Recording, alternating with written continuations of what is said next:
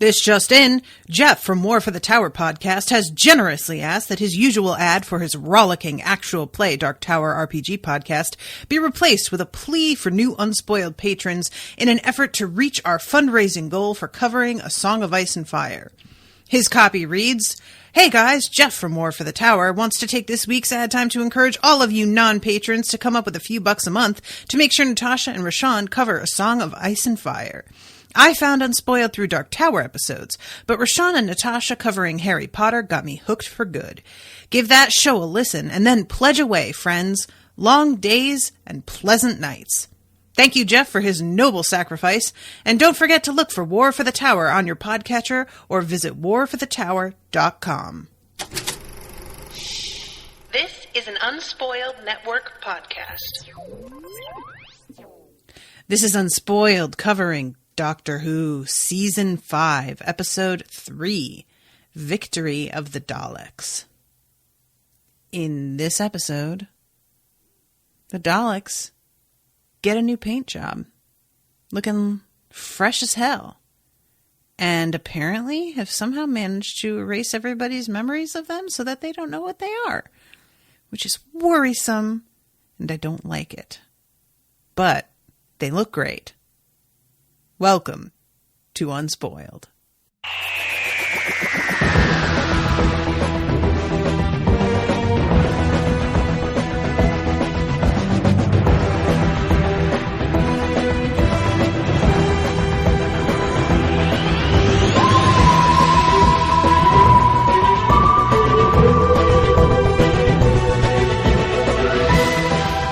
Welcome to the show, everybody. I am Natasha. I'm Jamie. So, the Daleks, back again. I was just saying, I'm so mad about the Daleks. I don't care. Let's not do this. But I actually like this episode. Oh, good. So, I'll eat my words. I also would like for them to always be in Crayola Technicolors, because I'm just a fan of that. I have a fun little piece of trivia. Gimme. The previous Daleks, their little eye scope thing, was built to the height where it was eye level with Billie Piper.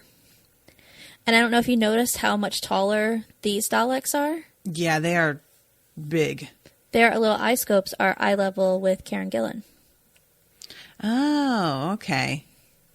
So they want that to be just carried over, that they're at eye level all the time, so that there's that threatening face-to-face sort of vibe.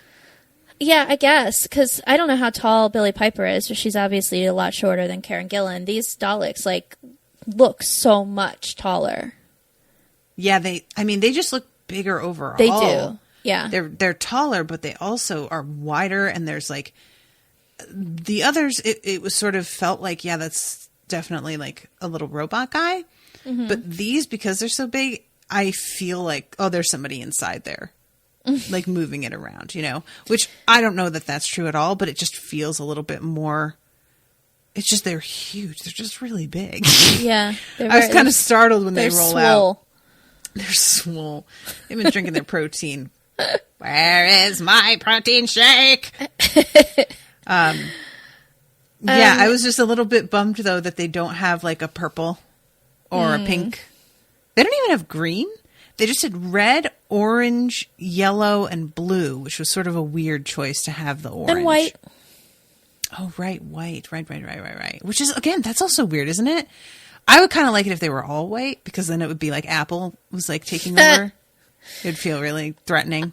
They were each given a different title, which corresponded with its armor color. Namely, Scientist was orange, Strategist was blue, Drone was red, Eternal yellow, and Supreme was white. Okay. So say them again. Scientist is the orange. Strategist is the blue one. Okay. Drone is the red one. Eternal is yellow. And Supreme is white. Interesting. I wonder why they chose those colors to go with them. You would really think that Eternal would be white.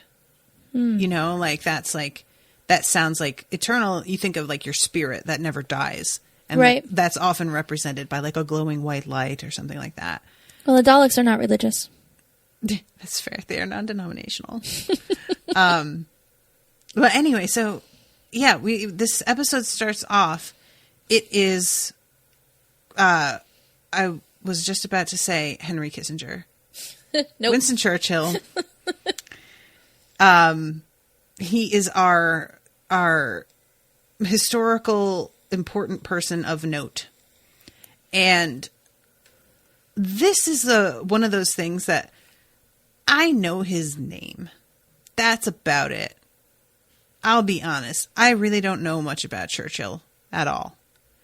I have heard that he was kind of a scumbag. That's about it. All I know. And I don't know the details of why he was a scumbag. So if you have any insight to offer on that, I would be interested. I don't know a ton about Churchill. I've read a lot about World War II, but I haven't read a lot about him specifically.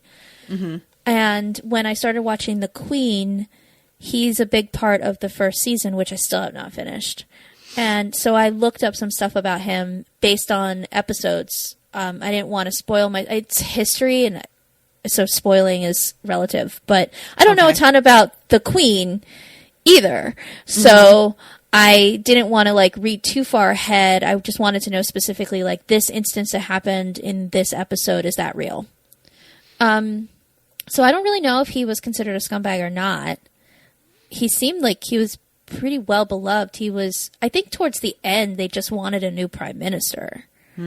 So it's one of those things where it might be depending on who was speaking, because they wanted a change. Maybe I'm getting him mixed up with Kissinger. Maybe he was a scumbag. Well, Kissinger was a scumbag. Well, maybe that's what I'm thinking of. But he was also American. He worked for Nixon. So, yeah, he was a total scumbag. They just have this sort of vague place in my brain of just that's a name that's important. And I know very little about either one and anything that they I'm yeah, maybe that's totally why I mixed them up. I don't think Churchill was corrupt. Okay. And he was very instrumental in keeping Britain from being completely overrun by the Nazis. Mm-hmm. So, if he had personal life issues, that's totally separate. But as a politician and as a war leader, I think was actually pretty good. Yeah, I wonder if because the main reason that I asked this question is that there are times where these episodes are supposed to be an allegory for something historical in British government that I wouldn't pick up on. And so I'm just making sure if anybody out there feels that is the case here, let me know, because I'm not going to know what the hell that is. Just spoilers. Same. So yeah, they are talking about being overwhelmed, and all of a sudden they he says, all right, time to bring out the secret weapon. And they have one of those war maps with all of the little figures on it. And somebody pushes over a little figure of a Dalek. And then we cut to the credits. And then we have the TARDIS door opening. And there are a bunch of soldiers standing in wait with their guns pointed at the doors. And the Doctor comes out and he says Winston Churchill as if they haven't met, but then says my old friend. So I guess they have? Well, Churchill called him directly. I mean, he did, but have they met before? Is it old friend when I see you at my wedding, we are old friends? But I have never met you. Is it like that? Do they have an online friendship? Are they pen pals? Technically, Churchill hasn't met this Doctor. I mean, that's true. That's true. Yeah. Okay. And when you see me, I'm going to look completely different. Just FYI. What does that mean? I've been catfishing everyone with my pictures. How amazing would that be, though? I would fucking die if it turned out that you or Krista, you were bridesmaids. I feel like I know you so well. I made you bridesmaids in my wedding, and you guys turned up and were just completely different people. I would just be I don't even know. I mean, can you still be bridesmaid? Okay, I guess that's fine. Everything Yeah. I said was true. It just, I look differently than I said. Guys, if you haven't watched The Circle, you need to do it. Do yourself a favor Yeah. and do that. And also, if you watched it and you're like, why haven't I got anybody to talk about this with, I really need you to become a $20 patron and join me and Rashawn, because we will have a Circle episode. It's going to be this weekend. By the time this episode goes out, we'll have recorded it already and it'll be going up the following weekend. But It's true. yeah. But you'll get to listen to that. To Unsober? Yeah. Yeah, after the fact. If you're somebody who watches The Circle or just going to jump on because everybody who watches it is like, oh my God, please watch this. Like, if I had the restraint after watching episode 1, I would have tried to figure out a way to do a podcast episode by episode, but I just couldn't do it. I couldn't not watch it. I couldn't stop. And now I'm like, maybe I should find somebody who's unspoiled and do it with them. But I'm like, I also do not need to start another podcast on another thing. Bad plan. But like, I was talking about it with Miles when we were about to record Breaking Dawn last Tuesday. And I told him like, he really has to watch it. And then immediately was like, why did I fucking tell him about it? I shouldn't have told him. Because imagine Miles unspoiled for The Circle. Oh, that would be beautiful. It'd be so good. Ugh, Yeah. I just don't have the time in the day. I just want to do so many things. It's really hard. So anyway. You need a TARDIS. I need a fucking producer. That's what I need. I need somebody that I can just send raw files. They'll clean it up. I don't have to do the editing. I would love it if they would do the posting for me and I didn't have to worry about that. If I could just show up and do recordings and not have to worry about the rest of it, Yeah. I would be able to add at least 3 more shows a week. But as it stands, not an option. So anyway, Churchill comes up and does the thing where he's like about to shake his hand, but then he doesn't. And he like gestures like sort of like a come at me. What was that? Did you notice that? I think he's just being playful. It was like a fucking Morpheus, like, for kung fu, like, come at me, bro, sort of. And I was like, ooh, is he trying to, like, be like, yeah, what? Come at me, doc. And I was like, what? But then the doctor's like, ha, every time. And I was like, but what does that mean? I just felt like there was a lot about this introduction that intrigued me, but I didn't understand. I think he was just supposed to give like a shorthand that these two have known each other a while and are good friends. I guess if he says every time, then they met in person. So yeah, it's got to be just this is a new doctor. You're right. Yeah. And he fucking wants this TARDIS. Yeah. He just wants it. Which, Wouldn't like, you? I mean, I'm not mad at him about it. It makes sense. It's sort of funny that there haven't been that many people who have focused in on the TARDIS as like a thing that they want. You would think this would be more of a thing actually than it has been. And really what it's often been is we want the TARDIS because we're trying to get the doctor. Like, we're either trying to track it down because we know if it's here, the doctor's here, or we want to like get it because we know that will lure the doctor to us, one of these things. But this is just, who needs the doctor? I just want the TARDIS, which, fair. I don't know how you get it to work if you don't have the doctor. That's really the question. Does the TARDIS function with somebody who has kidnapped it? I don't know. I really want to see that. I want to see somebody like fucking grip it up and see what happens. Because I would love it if the TARDIS just like vomited you out. The doors just fly open and you just get ejected. Like just no ceremony to it at all. It's just like, who the fuck are you? No. And just kicked you out. That'd be pretty funny. I would also like it if it was like, oh yeah, I'll totally do what you say. And then it just did the opposite. Or it did that thing like you can't get what you want, but you get what you need. Where it's like, oh, you want this? No, I'm going to teach you a lesson though. So here goes the thing that will just improve you as a person because you obviously need to learn not to steal shit. And then they like do some monkey's paw kind of, I don't know. But I'm interested. I want to know. Pardon me, everybody. So downstairs, there's this girl. And I feel like this girl has to be, like, important in the long run somehow. It feels like there was a setting up here that I thought would pay off a little bit more, but it doesn't quite. Yeah. Lillian is her name, I guess. And she is... Well, first of all, I should mention that when Churchill got in touch with the doctor, that was apparently a month ago. So the doctor's just not on time for shit in general. It's not him. It's like the TARDIS is still, like, inaccurate. Right. A Type 40 TARDIS, he says. I'm just running her in. Which, I would like to know more about what that means. When he says running her in, does that imply that, like, the more he uses this TARDIS, the more it will obey him? Or is it like it's just doing whatever out of order because it's not, like, calibrated right yet? I think it's a calibration thing. Like it. Okay. Yeah. Maybe I need to look at that book that Krista got me for Christmas a little bit more. See if it gives any explanation on this stuff. But yeah, Lillian pops up a bunch. She comes over here to get him, like, to sign some papers.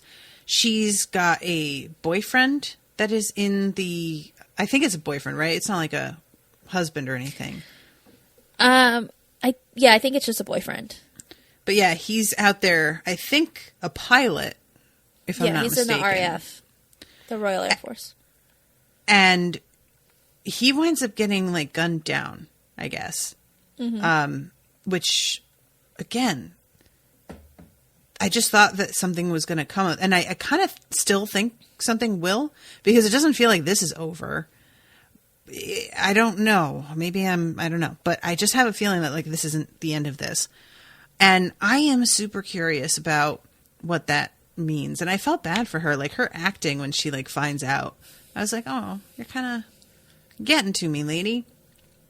But she is in the background of a lot of this episode and kind of adds the human element to, like, remind us what exactly this war is and that there are real people involved. Because I feel like it's really easy to see this as, like, a video game practically. Everything, you're so far removed from what's actually happening out there.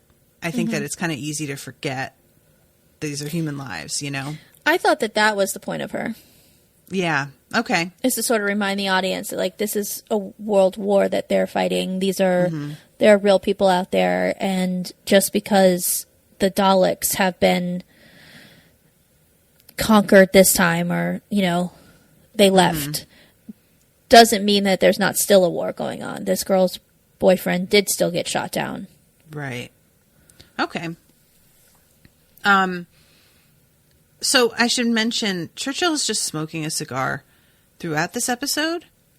And I am very curious about how this is done.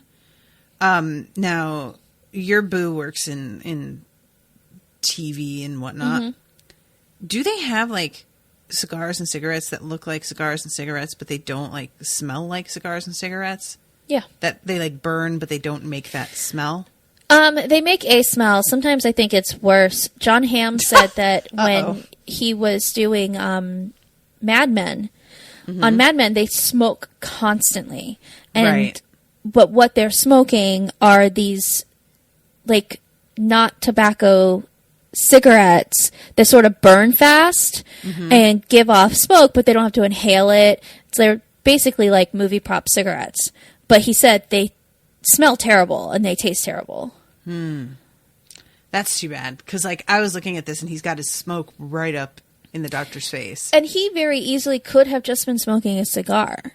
Because a cigar doesn't, like, burn down as fast as a cigarette. So you can, like, you know, it won't just continue burning. I think cigars will go out, right?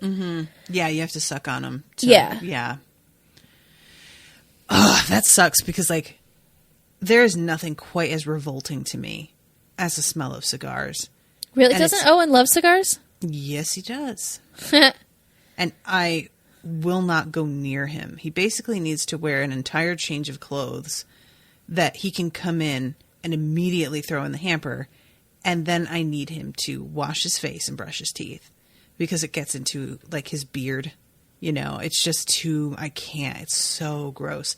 I was engaged to a smoker, and I think back, and I don't know what the fuck I was thinking. There is no way I could have dealt with that for my whole life. Like, Owen smokes cigars so infrequently. It's like, he has like, maybe like 6 a year. And even that, I'm just like, ugh, I hate it every time. I'm a real brat about it. So. He should start smoking a pipe. He has a pipe as well.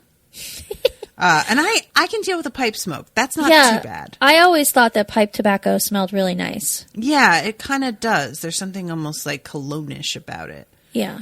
But he prefers cigars for whatever reason to pipes. So anyway, I just like an old man.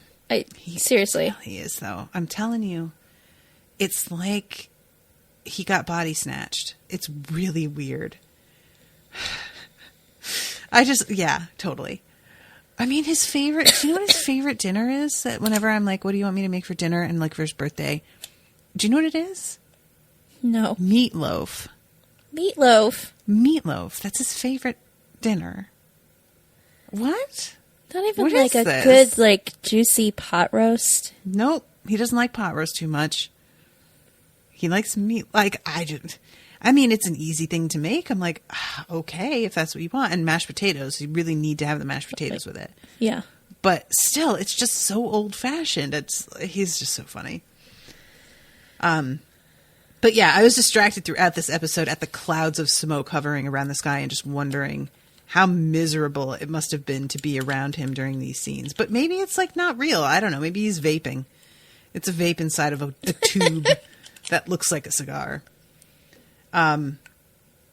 So they are taking, they being Churchill, takes the Doctor and Amy to meet the Professor Bracewell, head of our Ironsides project.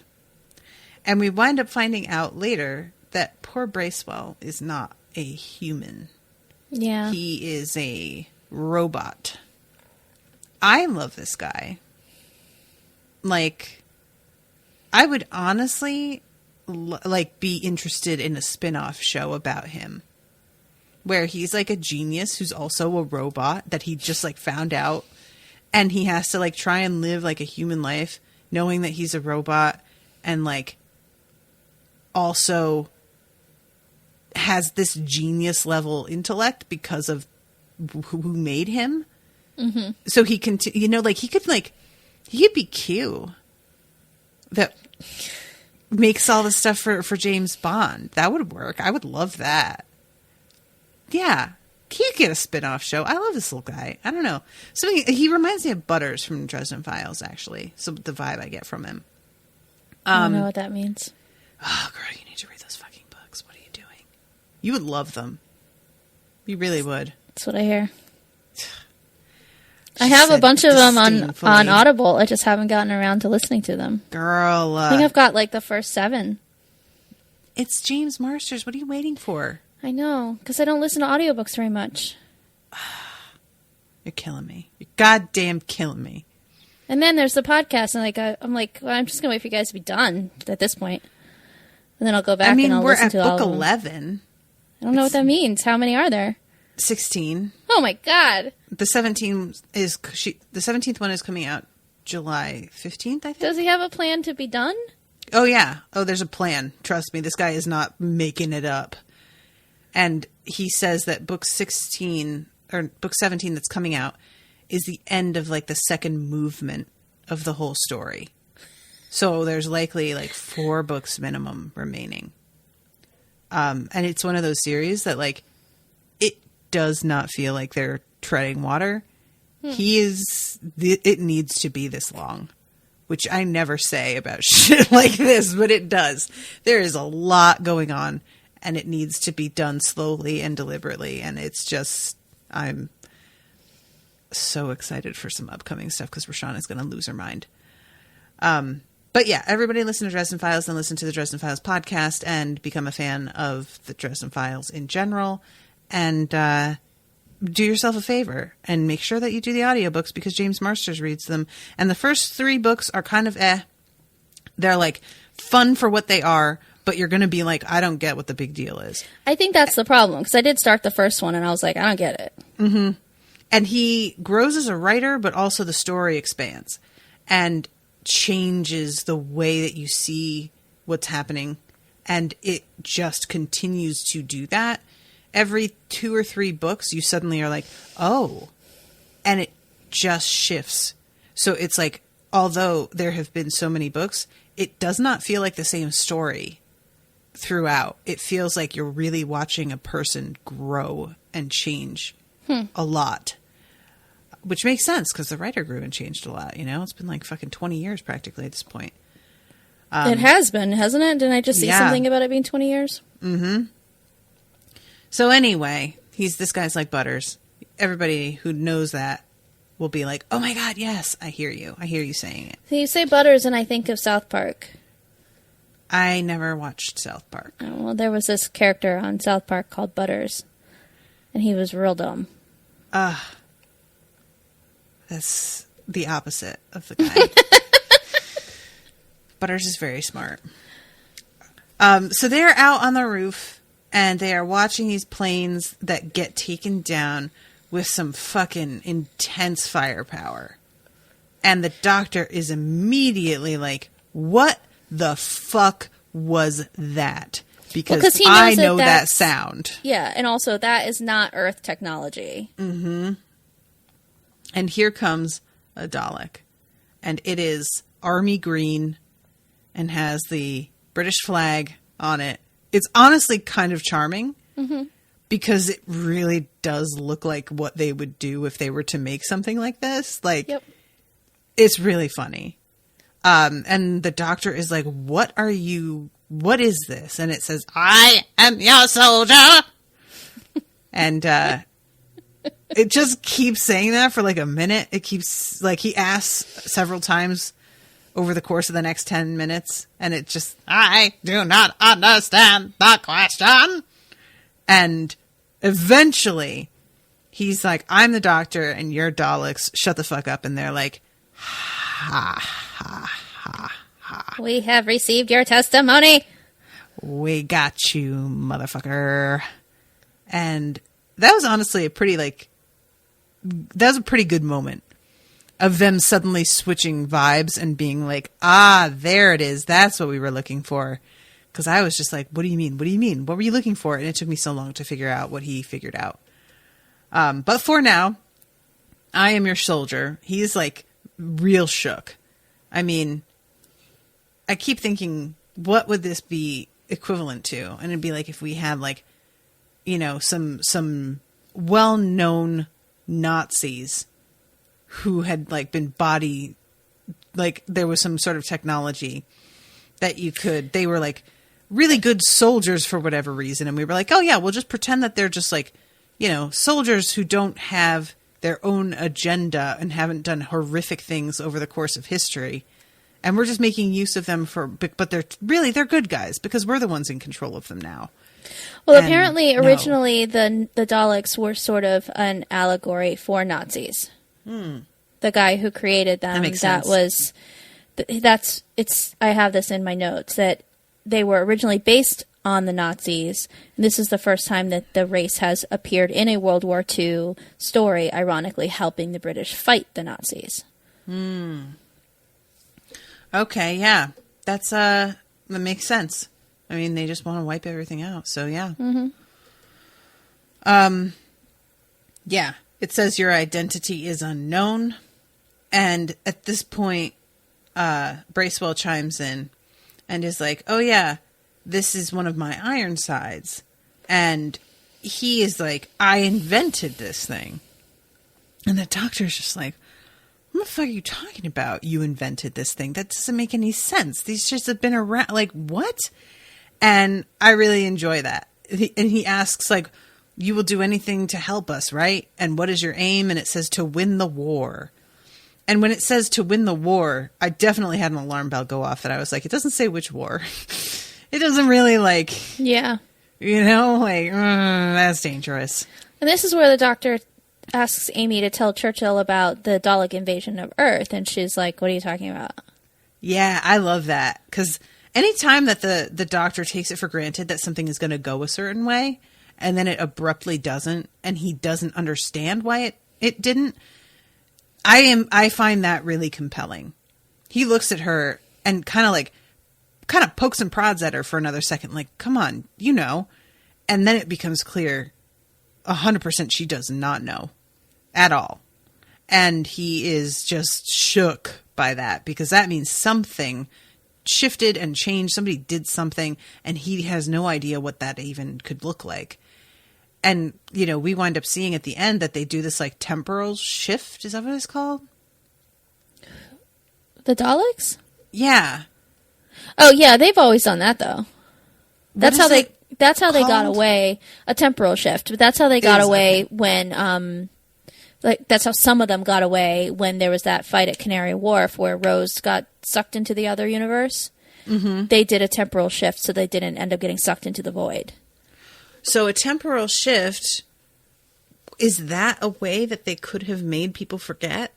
If they like went back in time and like undid what they did? No. Somehow? I think that this might have something to do with Amy. That's interesting. Amy doesn't have, I mean, we don't know beyond because it's just in this episode, so we don't know what he's going to look into further. Mm-hmm. But when he says like planets in the sky, you don't remember any of this, and she's like, what are you talking about? Like, it seems like it's specific to her. Like, she does not remember this happening. Interesting. Okay. Yeah. He says, like, he's arguing with Churchill about the fact that this dude invented it and that he's a genius and yada, yada, yada. He asks her about it. She doesn't remember it. And I really enjoy the what would I know about them? Because, like, for a moment, I always forget that in this show, regular old people have encounters with this stuff at this point. Like, this isn't secret shit. There are huge earth-changing events. Mm-hmm. So at first when he asks her, and she's like, what would I know? I was kind of like, yeah, what would she know? And then he's like, hi, you've been attacked by them like multiple times. And I was like, right. Oh, I forgot about that. Yeah, you would think she would remember that. So that's interesting. And we don't know what year it is either. Like, the Dalek invasion of Earth that happened during Dawn of Season was supposed to happen in 2009. Mm-hmm. And I'm assuming that what we're experiencing now, like in Amy's time, is whatever year this was supposed to be, 2010, 2011. Okay. But they've never said.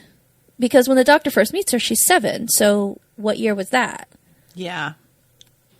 Yeah, and there's no signals surrounding her to, like, get an idea. Like, we don't see a television. There's no technology to, like, date it or anything like that. Right. Rory had a phone, but was that a phone that was current at that time? Yeah. In 2011? Or was it an earlier year? I don't know. I don't remember. Yeah, and Rory could be a cheapskate. That shit could be old as hell. I mean, he's a nurse. He maybe doesn't make a lot of money. I mean, true. I think it's more fun to think of him as a cheapskate. That would probably explain why she doesn't want to marry him. Nobody likes that. It's not an attractive quality. So moving on. I'm like trying to find a way to defend Rory. Cause... Why are you being so mean to Rory? What did he do?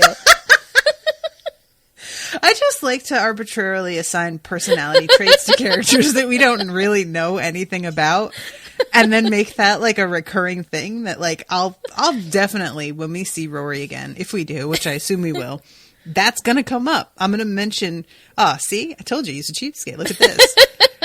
Or I'll say something like, wow, for Rory, that was really generous. I can't believe he did that. That was probably took a lot for him to, you know. On Binge Mode Harry Potter, they decided that McGonagall was a big sports gambler. Nice. I love it. And they started calling her McGallion. Nice. Oh, I love it. And it carried over because they basically like wrote this whole backstory for her on how like that's why she got Harry his first broom, and that's why she like, you know, nudged things in certain directions because she had some bets going on, and like none of it is canon. But the way that they like decided this about her character, everything they ever said about it made sense. Where it's like, well, yeah, because McAllion was out there gambling on the Triwizard Tournament.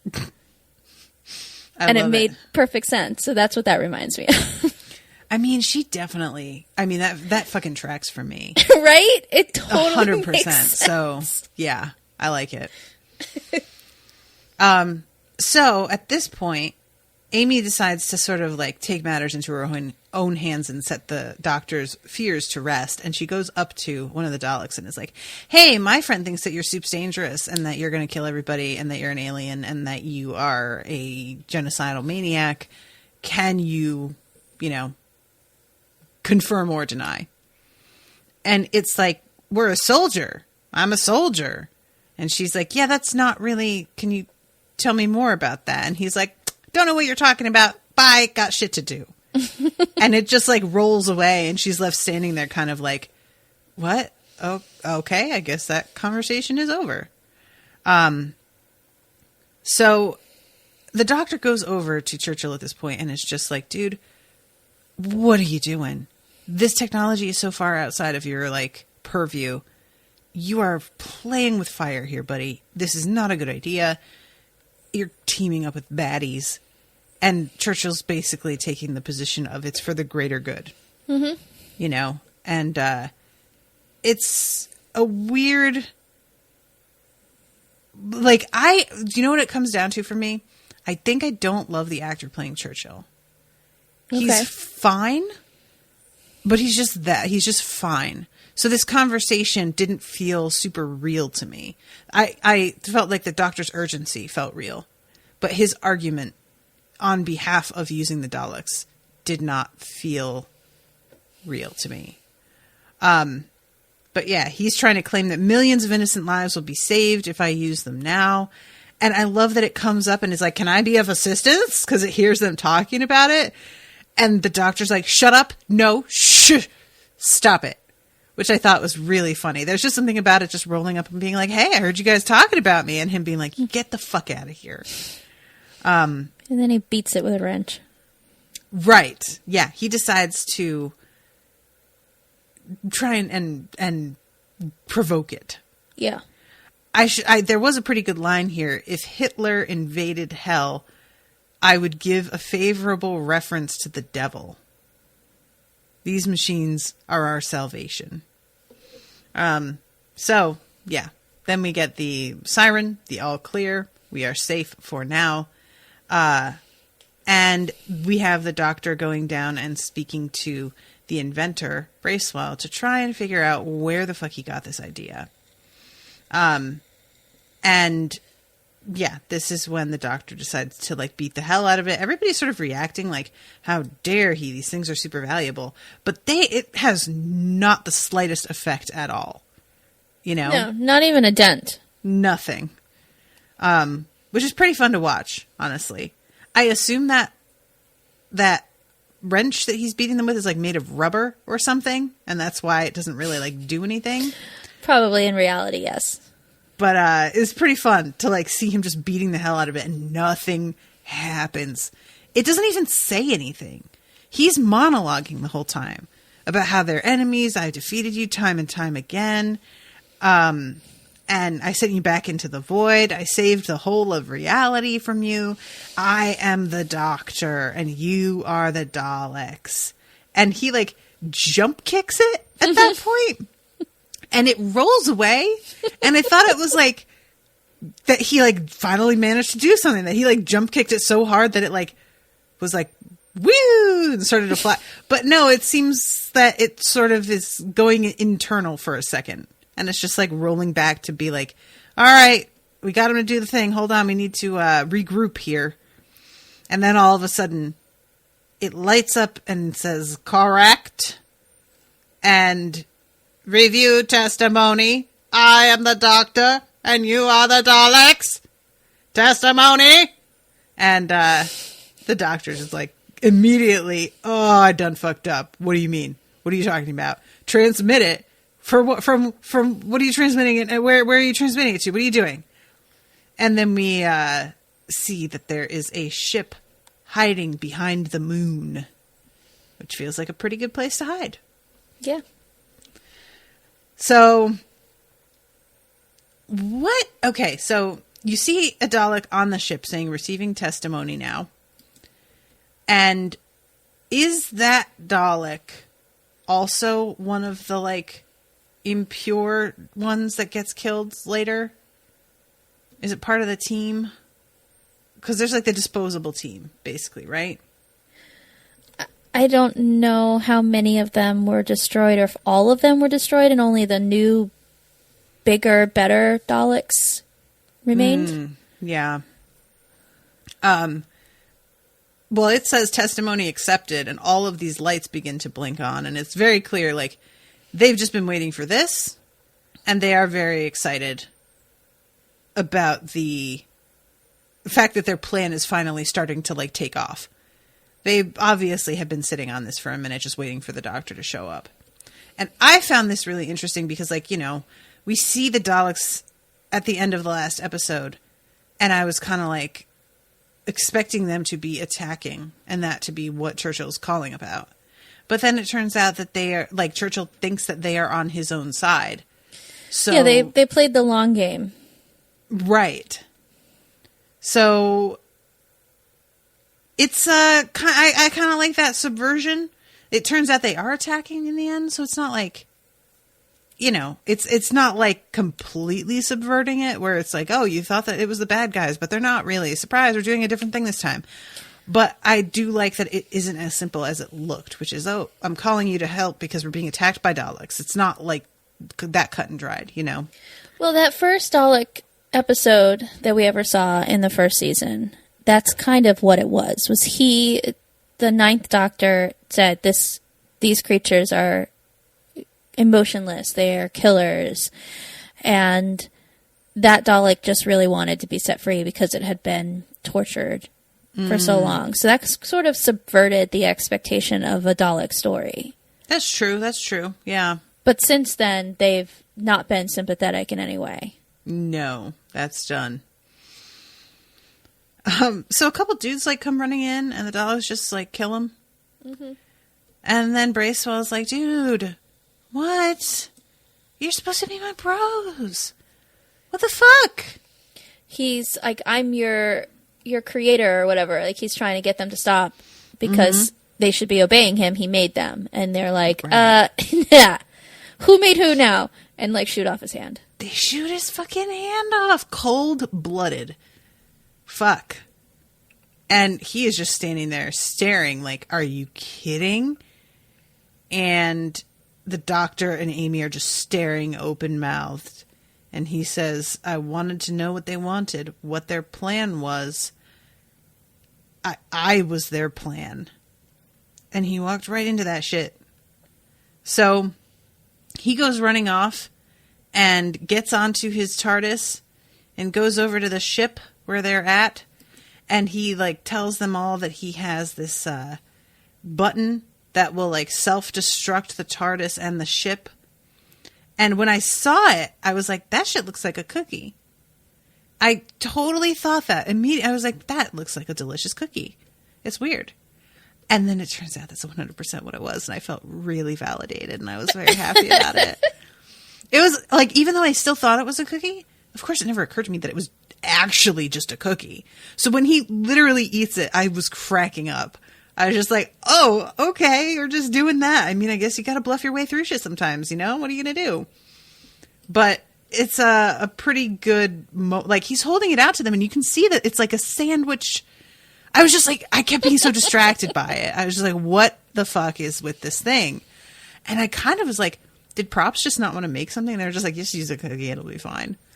I kind of wondered if it wasn't just that simple, you know?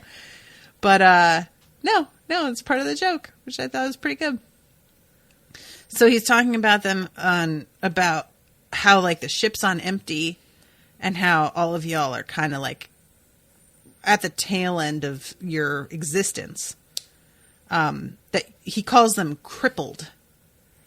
And one of them says, we call a trace of a progenitor device.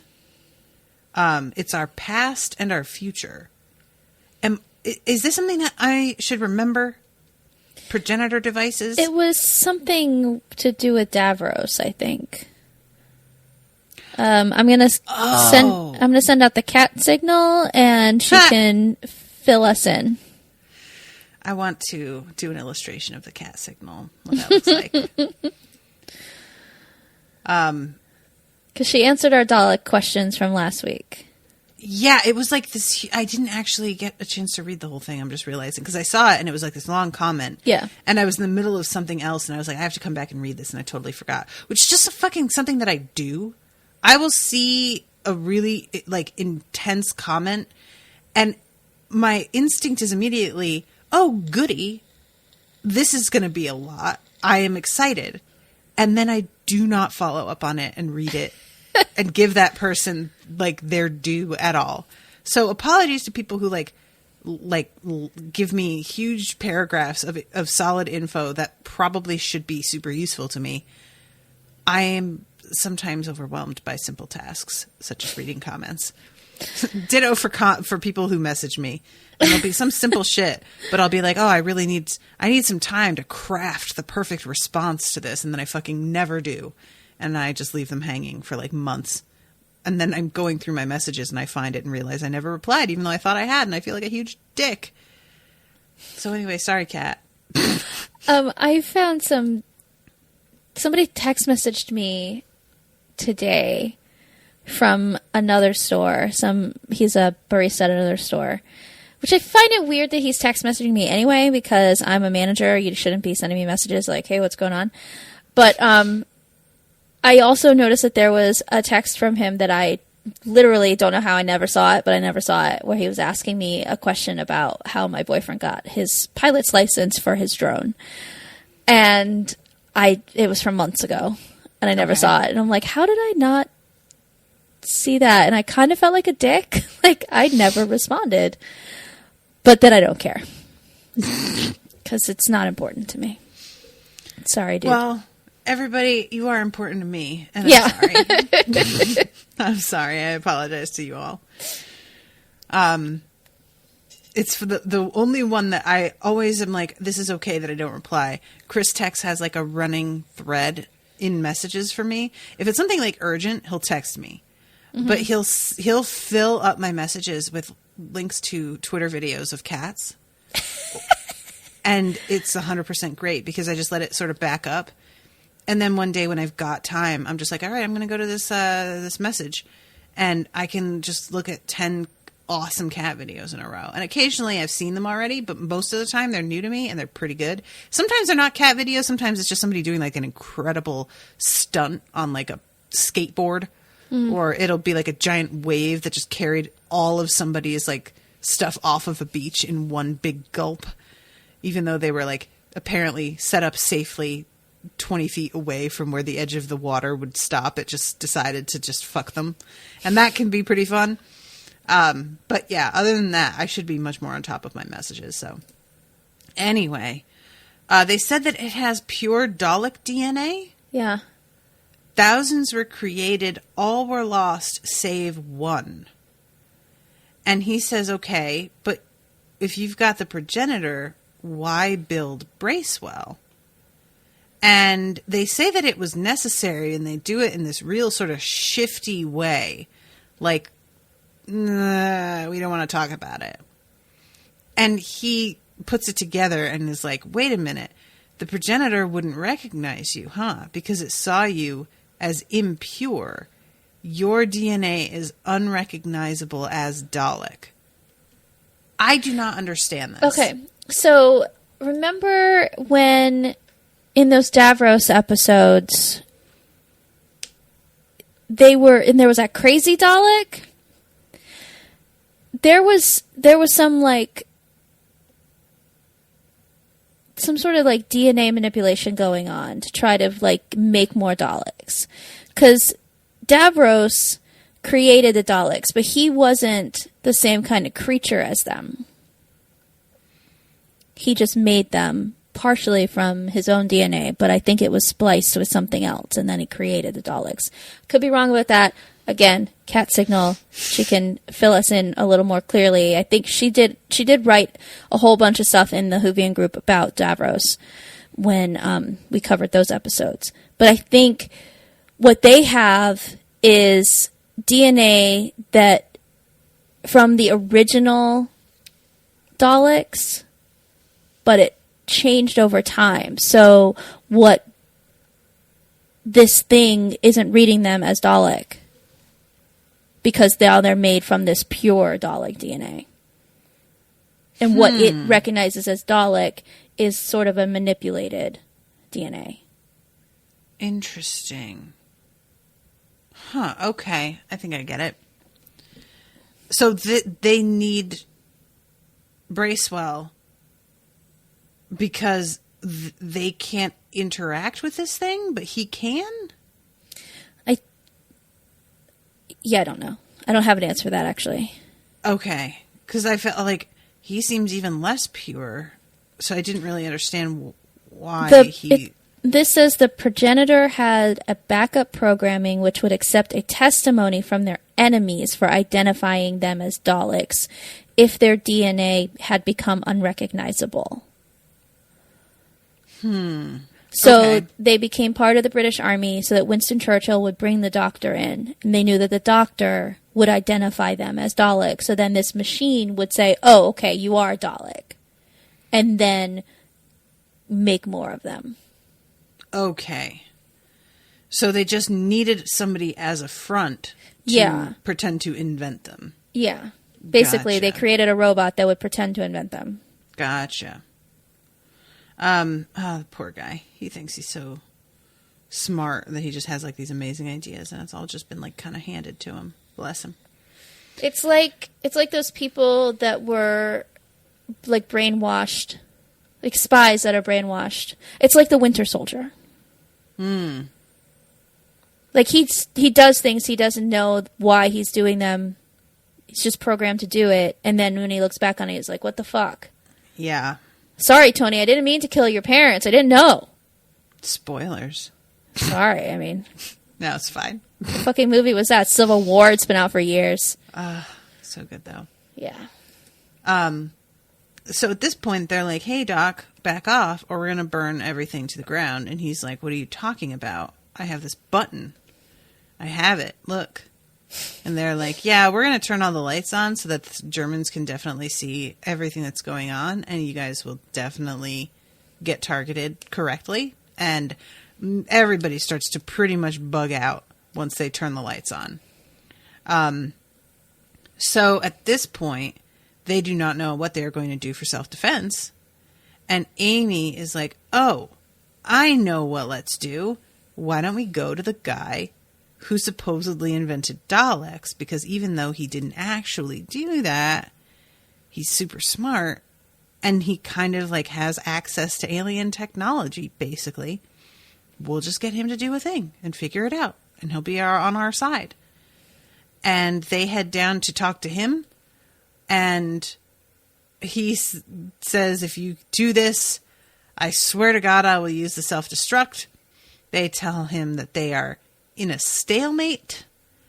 And this is when we shall return to our own time and begin again. No, I won't let you get away this time. And he is really like, he winds up choosing to save the Earth instead. But it is a close thing. And he doesn't feel entirely great about it in the end. But this is when there's a little ding. Like a fucking toaster oven. And they back away and you see this like door. And there's like all this like flickering red light, which actually looks pretty cool.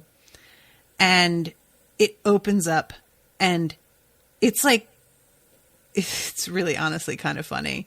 Here she is. We have the first of these shiny new Daleks emerge. Big as fuck. Just so very tall. And so shiny and new with no scratches on them yet. They look like toys in a way, but in a good way. I don't mean that to be like, I'm not trying to throw shade here. I love the look of them now. Yeah. And I kind of want like a set of these colors. Like just, I don't know. Like, do they have pop dolls of the colored Daleks? I don't think so. Because I have a Dalek pop that I got for Christmas last year. And there is a Davros. And I think there's one other Dalek, but he just looks like a regular Dalek. I think it was maybe, I don't remember which one it was. But I don't remember seeing any of the colored ones. Yeah, I could be wrong. Dalek pops, and I'm just getting a lot of gold. There's some black. Ooh, there's one that's like evolving, and it opens up, and you can see a little guy inside, which is real creepy. Oh, I don't like that at all. But yeah, that black one's like, probably a spoiler. Oh well, sorry. If I didn't mean to spoil myself, but it means nothing to me, so I'm going to hope that is nothing. It's true. The gold honestly, looks it means really nothing cool to me because I can't remember when that comes up. But yeah, the gold ones I think look really dope, actually. But yeah, I would love it if they had like a set of all these colors because they just look so cool. I'm sure they do not in pop dolls. Yeah, that's true. I'm sure there are some kind of figures that you can get. Probably 3D print them. Oh, I'm sure somebody has. Yeah. I know that I have seen cosplay where people were, because suddenly, like, you know, the easy Dalek cosplay to do is to make yourself a dress. Right. And there's lots of instances of Dalek costumes that are the bronze or gold. But then they started being able to use colors, which made it more fun for cosplayers. Like, oh, I can do the orange dress or the red dress or whatever. Yeah. Yeah, I would do gold, though. Can't get better than that. Give me a big lame dress. Fucking awesome. So, yeah, they roll out, and they're like, the master race, stronger than ever. And then Amy and Churchill have gone down to see Bracewell, and he is, like, about to kill himself. Mm-hmm. And they have to talk him out of it. But he eventually gets on board. And they're talking about missiles. What is it that they finally decide on? Because Churchill says a proper tactical, and he says a missile or, and she says, or what? And he says, we could send something up there, did you say? Yes, well, with a gravity bubble. Theoretically, it is possible that we could actually send something into space. Yep. Which I really, like, I would be curious to know if any of this, because this is pretty dope technology that he managed to pull off here. Does any of this actually survive? Because this feels like a different version of history, right? Like, you know, we'd have like maybe then the Brits get into the space race. Yeah, exactly. You know, but it is a cool thing. This is probably the moment for me where Churchill's acting is the worst. I think this was the one where I really noticed, like, this guy is kind of lame. Because he does that, like, a missile. Or. And has this, like, weird, like shifty side-to-side thing with his eyes. Like, I'm suddenly thinking of something. And I'm like, this dude was a stage actor for sure. Like, he just does shit a little bit too much. But, yeah. So they get to work on that. The Doctor is trying to talk to the Daleks and, you know, kind of buy time, and they come at him, and he pulls out his button. He says, "Don't mess with me, sweetheart." And this is when one of the Daleks like steps up and is just like, "Yeah, that's not a button." And he's like, "Oops, caught me," and just has a little snack. He said he was promised tea. What's that? He said he was promised tea. Who promised him tea? Did no Churchill? One. No, that's as he eats his cookie. He says, I thought I was promised tea. What a doofus. That's pretty good, though. Yeah, this whole thing is pretty fun. So, TARDIS self-destruct device, non-existent. It's a jammy Dodger. I have never had a Jamie Dodger. I imagine it's just like a jam-filled vanilla cookie. Yeah, it looks like a shortbread cookie or something with the jam in the middle. I'm looking at it. Ooh, they're usually like a little heart in the middle, which is really cute.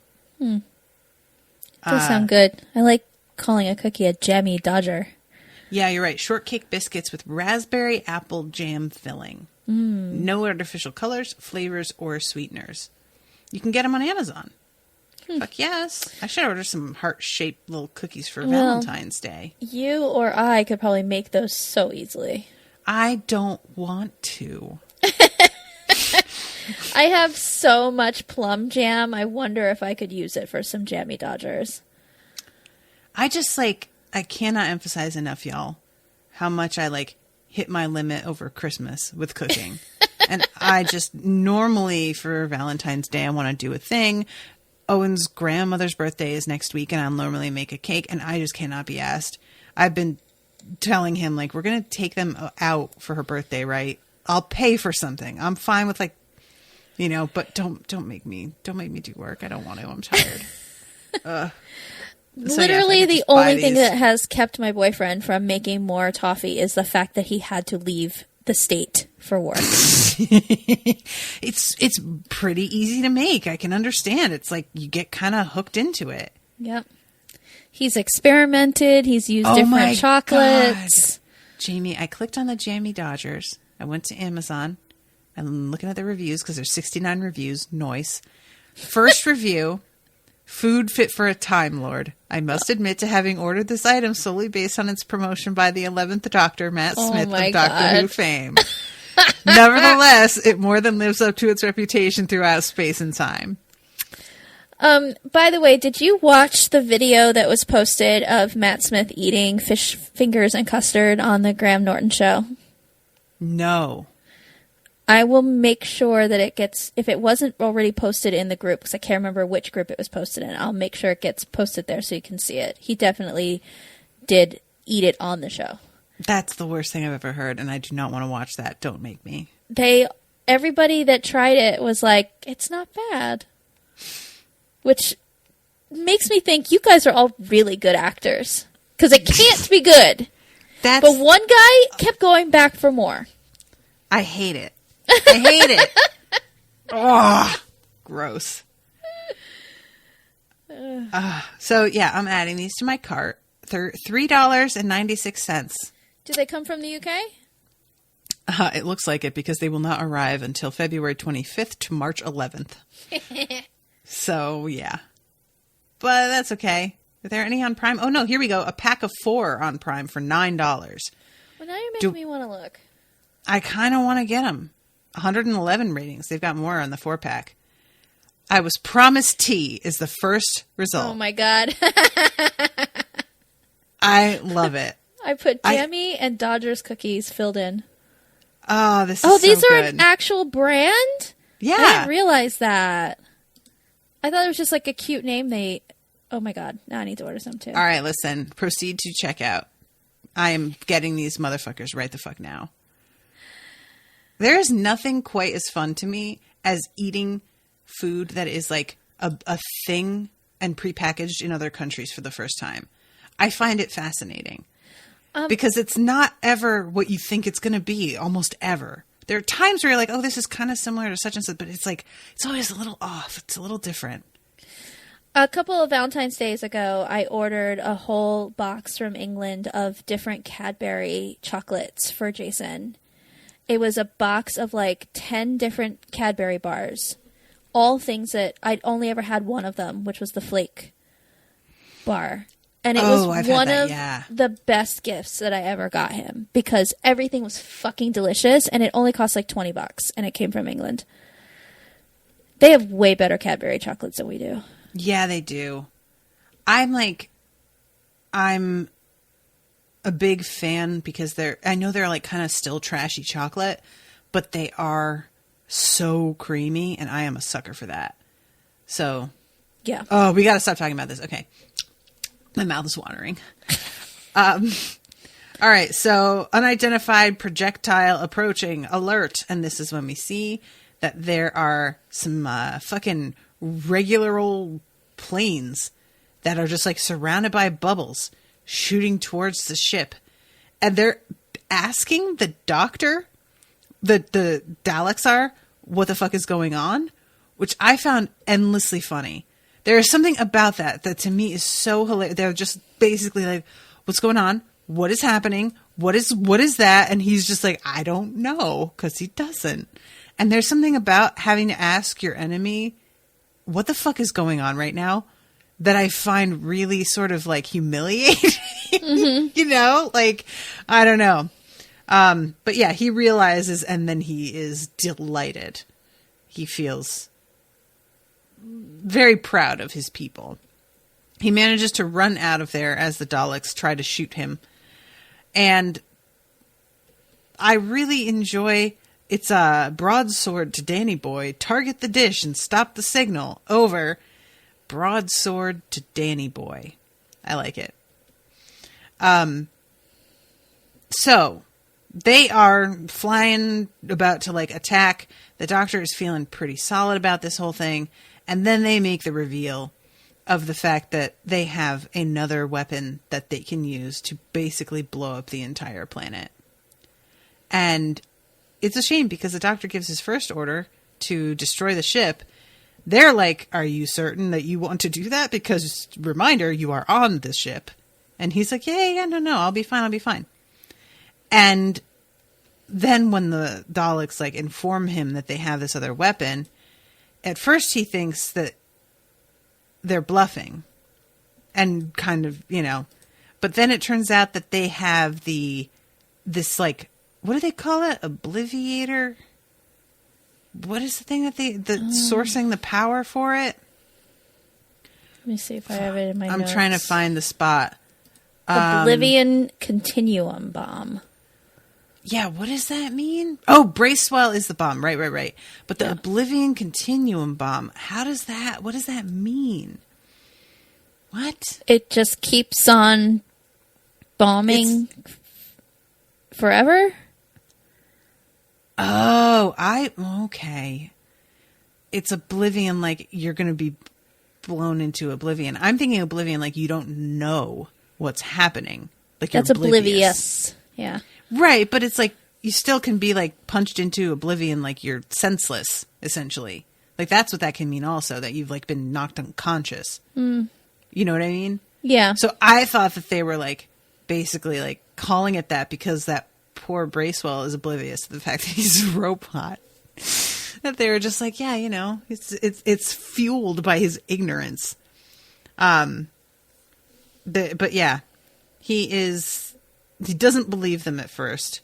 And yeah, his power is derived from an oblivion continuum. I do not know what that means, but it apparently is serious. And the Doctor is now having to choose between finally ridding the universe of the Daleks entirely and saving the planet. And the Daleks, you know, he makes his choice to save the people, of course. And the Daleks are like, LOL, we knew that he would do that because he's weak, because he's got too much compassion. What a loser. Meanwhile, the Doctor has taken the TARDIS back to Earth, runs into the war room, and just fucking decks poor Bracewell in the face, which apparently hurts real bad because, reminder, his head is made of metal. So he goes down, which honestly, props to the doc for managing that, because I really don't feel if I punched a robot in the face that's doing anything. I break my hand, and the robot looks at me like, what? And that's what happens. So, you know, pretty good. Knocked him down. But he does seem to be in some pain from it. And then the Doctor is explaining that you are a bomb, and we need to figure out a way to diffuse you, essentially.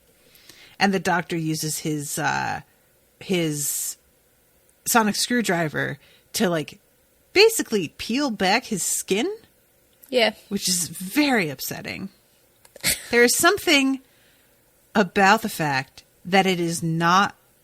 This isn't like Arnold Schwarzenegger peeling a layer of like flesh off of his own arm like a glove. It's not like that. It's just like he's like opening a trap door, like a little battery compartment cover. That for some reason makes me really like, I really hated it. I hated it a lot. It's just so like sudden, and it's so clean and simple. And he's got like this sort of Iron Man-esque like heart thing. Oh, right. It looks like the arc reactor that's in Iron Man's chest. Right. But it's like a bomb countdown, but without the counting. It just fills in color. Yeah. So it's like the Doctor is trying to do something with his sonic screwdriver to diffuse it. That doesn't work. Amy was pretty funny. Oh, you're probably going to say the same thing I was going to say. Yeah, go ahead. Where she's like, there's always a blue wire. Look for the blue wire. Or is it red? Correct. That is the correct thing. Because you never know. Am I supposed to cut both? Or just one? I'm just going to try this one. Is it that one? Always the thing. And so what they discover they need to do is make Bracewell connect with his humanity to disconnect him from the machinery, essentially. Which you would really think would render him immobile, as well as defusing the bomb. They want him to connect with like something painful, because that means that you feel. Right. But nothing that the Doctor is asking him about is having any effect. Yeah, because the Doctor's like, talk about your parents that died. Yeah. Which honestly, can we just talk about for a second how kind of sadistic this is? That we're going to try and have you connect with your humanity by like reminding you of like terrible heartbreak. Yeah. It makes sense in its way, but it's also kind of fucked up. And it's sort of funny to me that, like, I guess his parents are too far in the past at this point for him to really connect with the way that he needs to. But this woman that Amy reminds him about is recent enough that she still matters. Yeah. Right? Dorabella, which is just such an odd name. But he starts talking about her, and that's what does the trick. And that stops the bomb from going off. So, this is also like the Daleks are not good to their word, I should mention. Because they basically are like, call off the attack or we'll blow up the planet. But he calls off the attack, and they're still clearly going to go through with it anyway. Yeah. And he has to like go down there and defuse the bomb because they are not going to honor their pact. Which, he knows. He knows they're liars. Yep. Just so rude though. So yeah, this was I thought like a neat idea. I'm not totally sure that it worked for me, really, but I like it in theory. And I always am a fan of the Daleks up where they're at, just being like, wait, what's happening? Because they are completely disconnected from everything. And them just like talking about how the Doctor's greatest weakness is his compassion. But then that is the very thing that makes this work out. You know, that the compassion and love that this robot feels is what keeps him from detonating. So they act like it's a weakness, but it actually winds up being a strength that saves him, which I like. That works for me. So they are all just like, well, I guess the time jump is imminent and we are going to take off and just try and like, gather the pieces together. And the Doctor, for his part, is like really fucked up over the fact that they got away. And says that the Daleks have won. They've beaten me. And I love Amy's delivery of the line, but you saved Earth. Like, she's spelling it out for like a child. Just, buddy, keep some perspective here. You did good. It's fine. Yeah. And he has to be like, yeah, okay. I guess it's fine. I'm just like, dude, Jesus Christ. He really doesn't like to lose to the Daleks. No. And I mean, like, I really get it. I do understand that feeling of just like, I want to have it all. I want to be able to have a family and my career. But, you know, just he does completely lose perspective for a moment, and her sort of slapping him around the face and being like, buddy, get back here. This is not the time to focus on the negative. I appreciated that, and I thought it was actually kind of funny. But yeah, obviously, this is going to come back and fuck him up at some point, because they're out here rebuilding now and reestablishing themselves as a race, I guess. The master race, as they call themselves. Yeah, let's not call anybody that. Yeah. So, yeah. Then we have the moment of the guys, like, putting up the flag, like that. Yeah, it looks like Iwo Jima. Yeah. It didn't, like, I mean, this isn't the end of the war. No. It's just kind of a weird, I don't know. This didn't really work for me, but it's okay. This seems like it takes place early on in the war. If they're still, like, if the Nazis are still blitzing London, then it's before the Americans actually were very involved. Right. Yeah,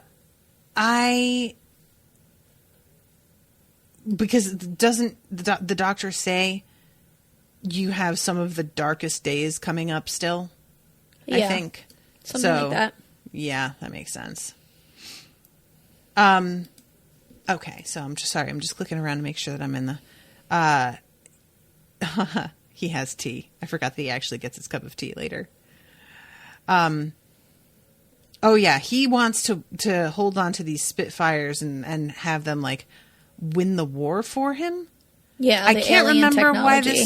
why can't he do that? What's the deal? Well, because that advances things on Earth a little faster than it should be advanced. It's technology that doesn't exist. Yeah. And so they just have to convince him, like, with the kind of understanding to just not use the technology that is available to him? Or do they, like, destroy them, the Spitfires? I think they remove whatever was added to them so that they could go into space. Okay. Because the Spitfires themselves are airplanes. Right. But they were sort of very quickly modified so that they could go to space and shoot missiles at the Dalek ship. Gotcha. Okay. But then the Doctor removes any bits of the alien technology from Bracewell's brain, and also from that Bracewell had in the base, so that it couldn't be used to quickly win the war, because that's not how this happens. Okay. This technology does not exist for you, and for it to exist would make things it would probably be worse for Earth. Mm-hmm. Okay. I like it. Makes sense. So, they say goodbye. He convinces Churchill to just, continue on with what he has, and that the world will be okay. Keep calm and carry on. What is it? He says KOB or KBO. Keep buggering on. Which, I did not know that was a thing. I had to look it up. But that is apparently what that means. Really? Yeah. And I enjoy that. Rather than just the simple, keep calm and carry on. Keep buggering on. That feels more appropriate. Just fucking out of spite. Just keep going. Fuck them. Yeah, that resonates with me. And he fucking tries to steal the TARDIS key. Yep. From the Doctor. because he's a shady bastard. And Amy spots it and is just like, hey, give it. And he's like, oh, she caught me. I'm a rascal. And hands the key back. But then she tries to just hold on to it herself. And the doctor has to be like, buddy, gimme. I know that you've got it. Yeah, because she hasn't earned a key yet. Nope. So, yeah, I like that moment. And then they go down and they talk to Bracewell. Blessed, sweet, dumb Bracewell. They are really trying to give him the signal that he is free to run away. And he is not understanding. He's literally telling them that he will await their judgment, basically. That he will sit here and just wait for them to come back. Which, you sweet little sausage, what are you doing? Honestly, buddy, come on. And finally, they get through to him, and they're like, hey, you could just run away. They don't even spell it out that much. They're like, what about, these things? You can't do any of them. You most definitely shouldn't. But, so don't think about it. And then he begins to realize that they mean for him to just get away. And I have to say that his moment of it dawning on him exactly what it is they mean is the most lovely bit of acting in this episode. This guy hasn't been amazing as an actor. There have been a couple moments that didn't work for me that much.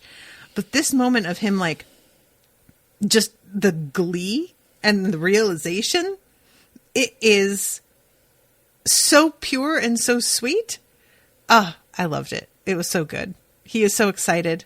And the frustration of both the doctor and Amy of this guy, oh my God, when is he going to fucking get it? It's so cute. I loved it. So yeah, thank you, doctor. He's going to go and find Dorabella. I want to know who Dorabella is. Is she married? Is he going to zap her husband with his alien technology and steal her away? So they leave him. He's packing up. They're getting onto the TARDIS. And she's talking to the doctor, Amy is, about how he has arch enemies, that there's more danger to this than she had expected. She thought they would just kind of be going through time and fix things here and there. And she's realizing that there's just a lot more at stake than she originally realized. And he's like, yeah, does that bother you? And she says, well, I'm still here, aren't I? And there's a moment earlier, I should mention, when she's like, have you ever fancied somebody that you knew you shouldn't? And she gives the doctor a look, and I'm like, don't do this to me, guys. Don't do it. But I think they're going to do it. And, she's talking to him about the Daleks and the fact that they can build themselves back up again. Sure, but it's going to take a long time. And maybe you don't need to be as panicked about it as you are. And he's like, yeah, okay, first of all, you don't know what they're like. And I really think it's going to take less time than you think. 2, you don't know what they're like. You should. Something's fucked up here. We need to figure that out. And that's pretty much the end of the episode. Mm-hmm. So, yeah, St. John Ambulance. That's the sticker on the TARDIS's door. I don't think I ever got close enough to notice it before. St. John's Ambulance. Very specific. And then the Dalek, whoop, disappears. TARDIS. That's the one. And we see a crack in the wall. And it's got light shining through it. This crack feels a little bit more intense than the cracks that we saw, the crack that we saw in her bedroom wall. Even the crack on the London ship or the England ship, mm-hmm. There wasn't light coming through it. There was a little bit. Was there? Mm-hmm. Oh, okay. I missed it then. But yeah, this looks dangerous. This is bad news. So I guess that's maybe part of what happened, is maybe she got her brain wiped because of a crack in time and space somehow. I don't know. Stop looking at me.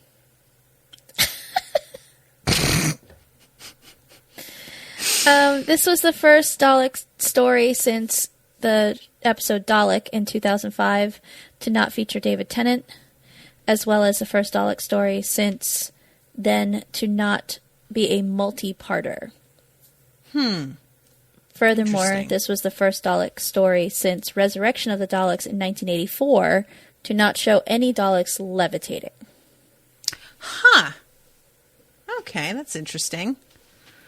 I wonder why. Just like doesn't work in the story, I guess. Yeah. But it is kind of surprising that they had this guy invent them, but they didn't add like levitation to their abilities. Well, they probably can levitate. We just didn't need to see it yet. Yeah. If they come back, I'm sure they can fly around. Because they just look so funny when they're flying around it. That's what I always want. Also, initially the new Daleks were going to replace those of the Davies-era Time War design, but due to polarizing comments made about the new designs of the Daleks concerning fan reactions, it was later decided that the new models would serve as an officer class above the soldier variant. Stand by your shit, you cowards. I know. Like, who cares if fans complain about, I don't want the colored Daleks? Like, honestly, get over it. They look cool. Shut up. I think they look dope as hell. Yeah. Oh, yeah. Y'all are stupid. Get over it. Idiots. Like, sure. Are they a little goofy because they're like toy-like? Yeah, but I'm fine with that. I'm fine with it. It's all cool. Daleks are goofy. Look at them. Yeah, exactly. They're not scary ever to me. The things inside are scary. They're hilarious. But yeah, they're very funny. So, yeah, y'all are pathetic. All right, fine. Anything else? We have a review. Hey! It's good fun, 5 stars, by John Parakis from Greece. Is this our first review from Greece? I think so. Might be. What's up? What's up, John? At last, someone who tears the Doctor a second a-hole, if he doesn't already. Oh, John, you're my best friend. Sorry, If he doesn't already have one, having 2 hearts, who knows what else he has 2 of. That's true. That's it. That's a review. That is... Thank you so much, John. I needed it. I needed that today. Yep. And that is a funny joke as well. If he doesn't already have 2. Who knows? Who's to say? Who's to say? I like it. All right. Well, guys, I desperately need to pee. So I'm going to wrap this up. I will read new patrons next week, I promise. Thank you all so much for listening. I hope that you guys have been enjoying the show. Thank you, John, again. And we'll see you next week with a new episode. Till then, toodaloo, motherfuckers. Bye.